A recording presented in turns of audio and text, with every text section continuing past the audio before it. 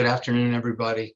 My name is Chad Gibson. I am the Community Development Director for the City of Upper Arlington, and we appreciate you attending today's session, which is just an overview on the proposed neighborhood compatibility policy. This policy is a result of lots of input that we've gotten from the community and various stakeholders, and it will be a tool that we use in addition to our existing ordinance, which is the Unified Development Ordinance, Article 7.17 for neighborhood compatibility. I guess the core question is, why do we need a neighborhood compatibility policy? We've heard concerns from residents over new houses. Some of that may be literally construction fatigue with multiple projects happening on your street, but also it's in some cases perception of new homes not fitting in.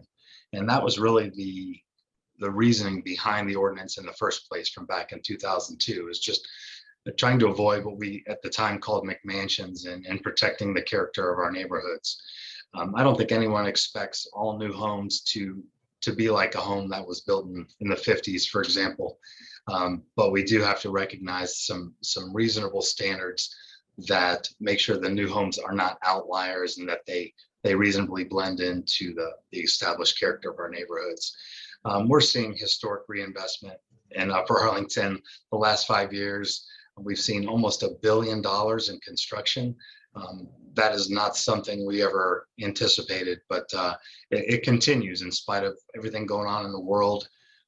We continue to get building permits every single day, significant reinvestment, both residential and commercial, and we're not seeing any signs of a slowdown. So we need to make sure our ordinances are in a good spot for our not only administration, but of course for the results.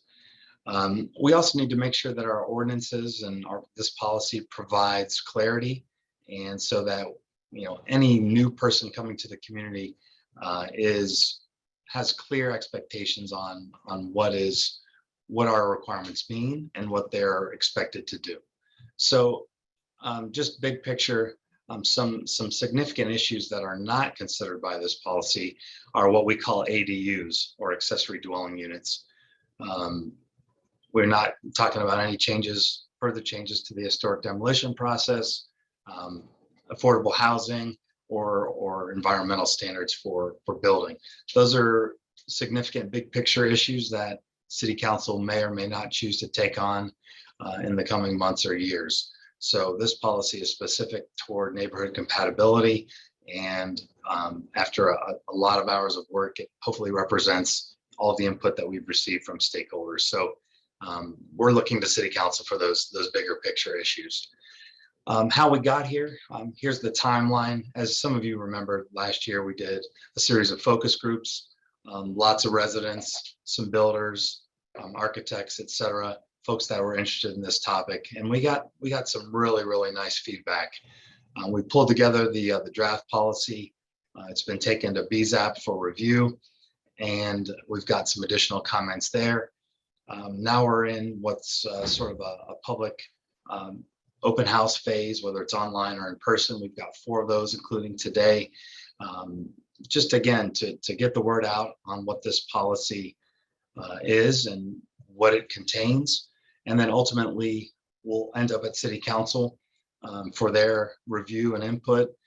City Council may decide to codify parts or even all of this document, or they may be okay with it simply being housed in the city manager's office as a policy that as staff we will enforce.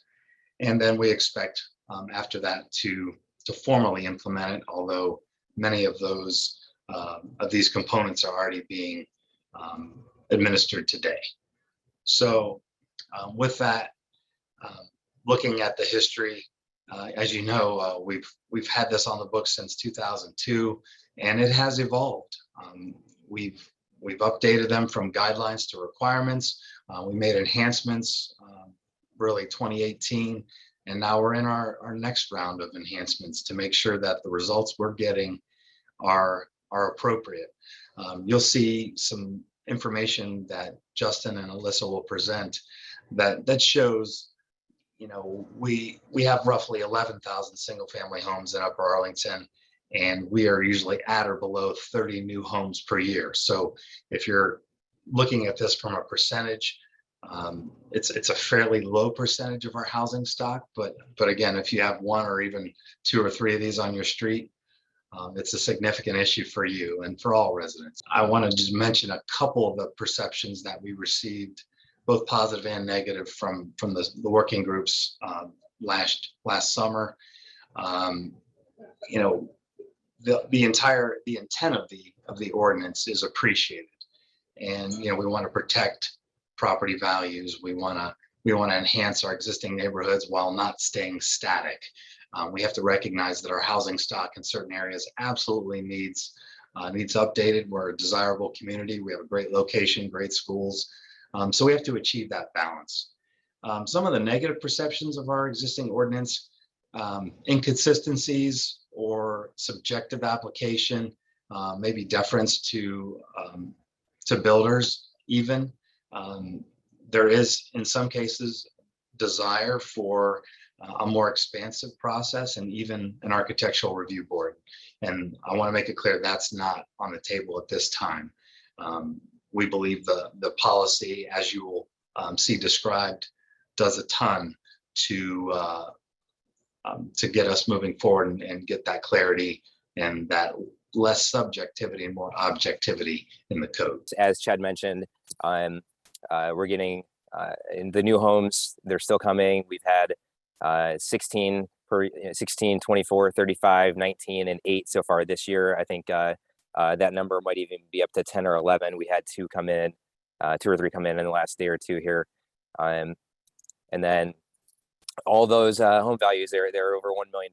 As we know, new home prices are not going down. Home sale prices are going way up right now. $314 a square foot is what we're seeing across Upper Arlington, and we don't see that slowing down at all. The picture on the right there is a map kind of showing where the new homes are at. Lately, it has been kind of in that central UA part, but it is across the entire community. A couple of things we want to mention that will really help us with our policy document is we have some new tools at our disposal that we didn't have before. So we're really excited about these, and we want to make sure everyone knows. So we've got some updates from the county auditor where we're able to get really good, clear, and concise data about lot area, but more importantly, the height of buildings. They've been able to use different technology to determine heights of buildings above grade. We're able to put that information together, select certain parcels, and run our reports. That way we can see what the median is for a lot of these neighborhoods or for selected areas and street segments that we're working off of. So that is going to give us really great data to help us determine what the percentage is for allowing a new home. If it's the 150% or the 175%, we're able to take that median number to determine that home height. And we're really excited about that. I do want to mention we are using the median just so the data isn't entirely skewed with a lot of the outliers that you get when you go by the mean. We feel really good about using the median. So we're going to keep using that so we can get as accurate information as possible. Also, going along with the building height, we have something from Street Smart Cyclomedia where we're able to go in and actually measure to confirm those numbers from the county auditor. Really great tool for us. Both of them we're seeing them to be pretty accurate, so we're thrilled there. And then the last investment that we have come in is information from our GIS. So it's from ArcGIS. The product is called Urban, and it's where we'll be able to take drawings and files from developers and builders and actually put those into neighborhoods so we can get a good sense as to how something may look. Do shadow studies, look at closer at building heights and massing and those kind of things. So we're going to be working hard on that later this year and early next year. But we're thrilled with that. We'll be able to offer our review into the community. As Chad had mentioned, we have this policy that's going to reside in our city manager policy section of our code. It's basically going to offer guidance for our residential design standards that we have in Article 7.17. it's broken down into areas of focus, lot characteristics, home styles, home forms, and then looking broadly at the different neighborhoods that we've grouped together. So as I mentioned, this is going to basically supplement the zoning code and providing guidance for, you know, what certain terms mean in 717 and what we mean when we talk about neighborhood and compatibility and those kind of things. So right now, we are sending letters to neighbors, the builders are, and also the city. Whenever a new home is proposed, we're going to continue that. We're also going to, and we are already doing, adding signs out in the front yard where you can come by, scan it, and it'll take you to a website where you can get more information about what is proposed. We are going to increase our notification to 200 feet. And then we are going to continue to encourage pre-meeting reviews with the developer and the builder to review whether or not the home fits these residential design standards. And then looking at the historic district, any new home or replacement home would have to go to the Board of Zoning and Planning for a design review. Right now, only replacement homes that are part of a historic teardown or historic demolition do. This policy would require all of them in the historic district. So one of the big things that we've wanted to make sure we are all understanding is what is the area of focus for review. Historically, it's been a seesaw between neighborhood, between block, between subdivision. You can really look at it in any different ways, and there's pros and cons to each of them. But we feel really strongly about using this street segment. So it's looking at both sides of the street between two intersecting streets. That's going to be the primary focus for all of our neighborhood compatibility review. And then there's also the secondary review, which is going to happen when there isn't a prominent characteristic for that street segment. And then that allows us to go further out to the block as shown on the plat, and then also the entire subdivision. That also happens in a way if there's a smaller segment with 5 or less lots. So that's really helpful. I know sometimes there's some unique circumstances and unique conditions present in different parts of town that would allow the secondary area to be considered as well. But the primary will be the focus here. As I said, so this will go into any lot splits. So that's for the creation of new parcels or the modification of any current parcels. We'll be looking at the lot width, the depth, the shape, the area.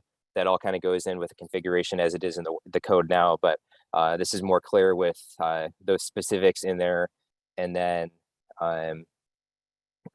we're considering that it'll be compatible if it's within 20% of the median of that street segment.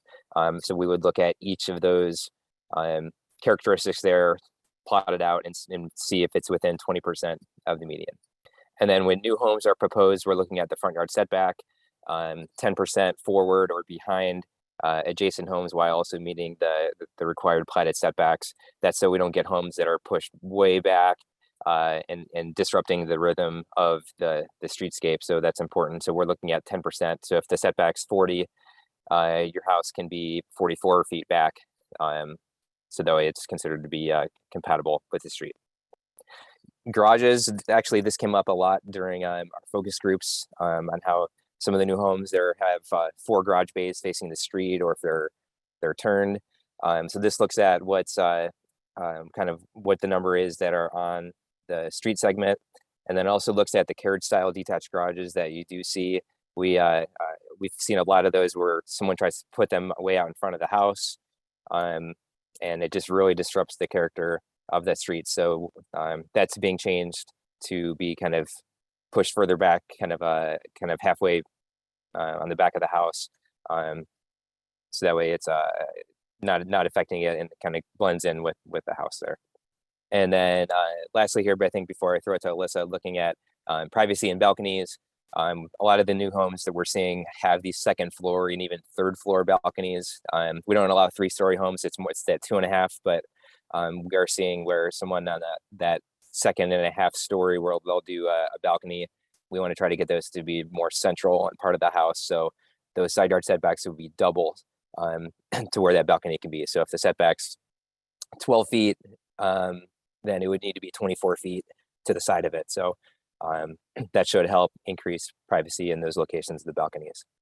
For the past couple of years, the city has had a really great resource in a third-party architect that we can send plans to for review, both new homes as well as major additions. And I would say the vast majority of new homes are currently sent to the third-party architects. Will continue to do so. It's a really great resource for us, as well as with the additions.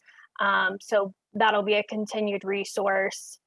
The policy also talks about how new homes should be consistent with the architectural style and era of the street segment that was in which it was built. So for instance, if a new home is going within one of our kind of mid-century neighborhoods, it should pull some of those architectural styles and kind of reinforce that through architectural styles. So that way, yes, it doesn't look exactly like a 1950s mid-century build, but it sort of lends to that through that styling.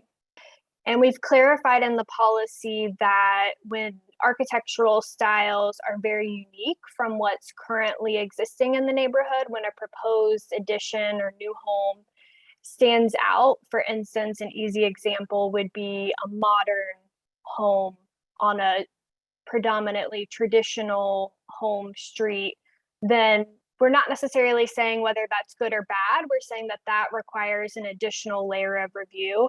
So it would have to go to BZAP as a variance to the residential design standards, just because it is unique. Another portion of our architectural requirements are in materials. This is something that is more complicated to review because people have preferences, whether they like siding, stone, brick, and we find that one of the basic requirements should be that all four sides of the home should include some of those architectural stylings, whether that's windows, whether that's sort of a change in the facade, a stone water table near the base of the home that wraps around the corner. These will be requirements for new homes and major additions. And this is something that we're already implementing, but we're just really calling it out here as a requirement. Continuing with the materials, you'll see that home at the top is an example of where there's kind of a haphazard, excessive use of materials. And maybe this is kind of a more extreme example. But we do get a lot of newer homes just based on current preferences that maybe have a lot of different, for instance, siding materials on one elevation. And so we're recommending that two materials would be on an elevation. And you can go beyond this, but there's got to be sort of a basis or reasoning. Maybe you're trying to accent a particular facade or articulation of the home, but generally, two exterior wall materials would be permitted. Another feedback that we had gotten from our focus groups was around color. Preferences today on color of homes may have been different throughout the different decades of home building.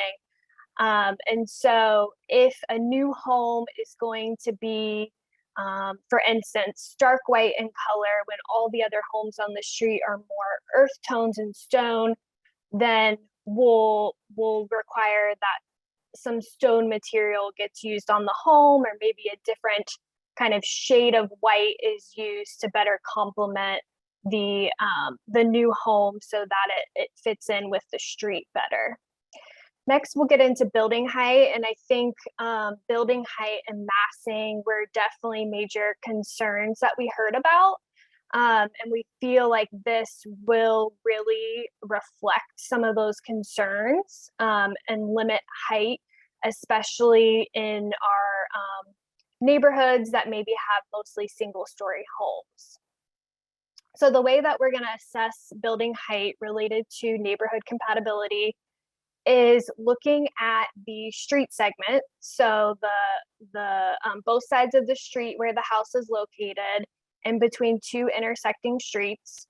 And then we're also going to bring in the 5 homes behind, because when you're looking at height, the homes behind, the height of the home is more perceptible as opposed to some other characteristics like front yard setback or materials on the front of the home.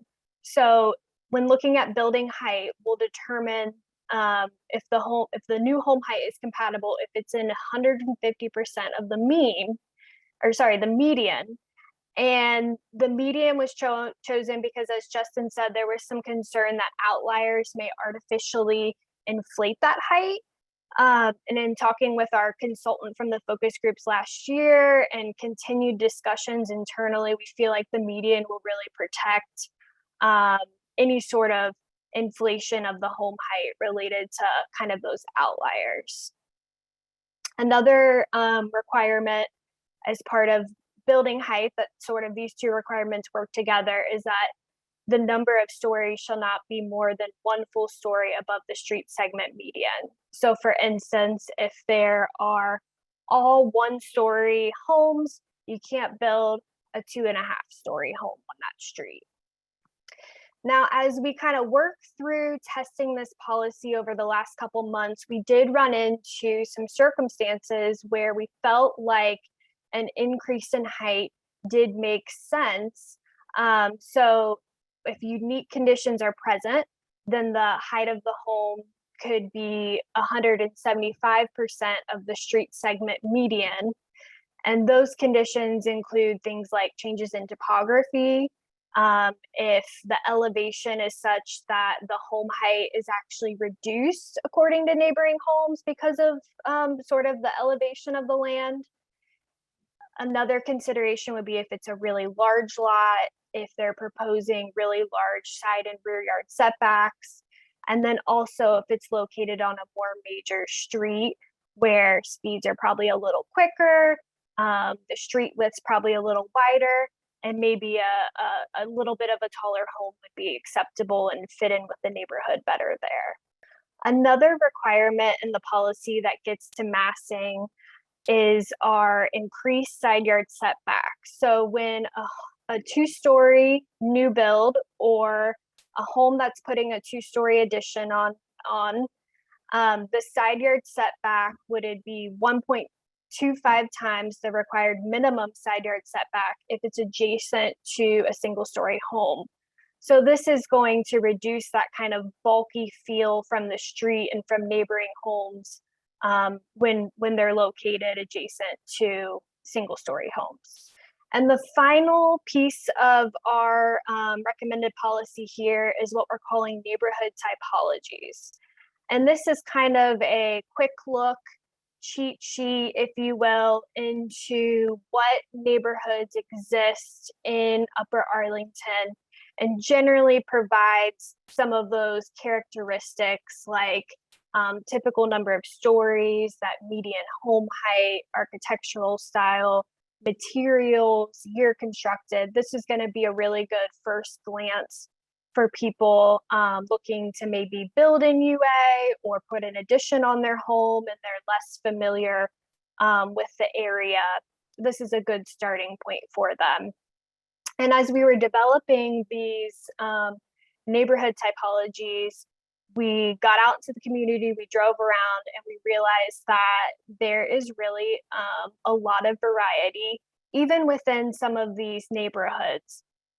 So it is a general guide, but we feel like it's a good starting point for homeowners and builders. So let's talk about next steps. As Chad and Justin noted, we've got a couple more upcoming public meetings, one more in Zoom on June 8th. And then on June 1st and June 15th, we have an open house before our Board of Zoning and Planning meetings. And those details are on the website. We've got a neighborhood compatibility page that I think there's a link coming up here, or the website spelled out. And then over the next month, we're going to work on taking in this feedback, fixing up the draft and really getting it finalized to present to council on June 27th. And then depending on council review, we'll start implementing this summer. So here's our contact information. Like I said, there's a link to our neighborhood compatibility page up there at the top right. If you have want to take some time and give us some more in-depth feedback, reach out to us via email.